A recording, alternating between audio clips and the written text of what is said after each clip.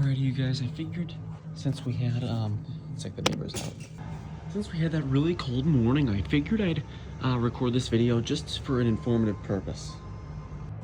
So I want to show the effects of radiational cooling and the importance of having your temperature probes, if you have any, in the correct area.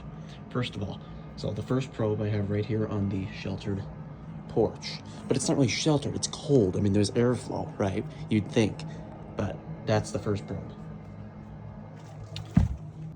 Now, the second probe I have hanging in the middle of this lilac right here, and all these probes read the same. I've tested that.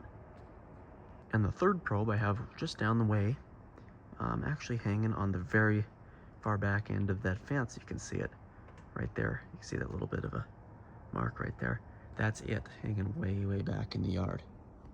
And so if we look at the corresponding units, I have unit 1, 2, and 3.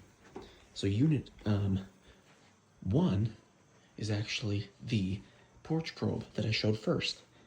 We got a reading of 48 degrees. Unit number 2 is actually the lilac probe. We have a reading of 40 degrees. That's an 8-degree difference right there.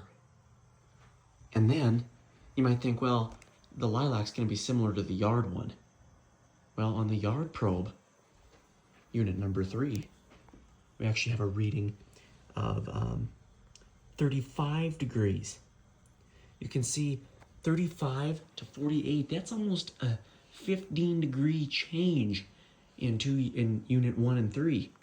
And this is simply because the porch is so much more protected than the outside yard. So this is the importance of placing these probes, if you have any, in an area like that. These each show different climates. Each are accurate to their climate.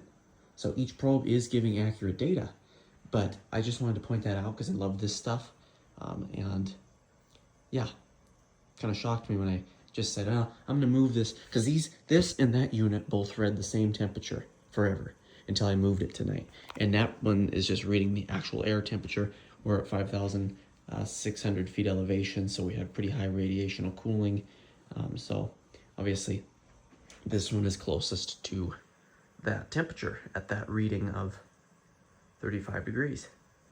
But I figured I'd share that with you, just the importance of placing your outdoor sensors in a open area.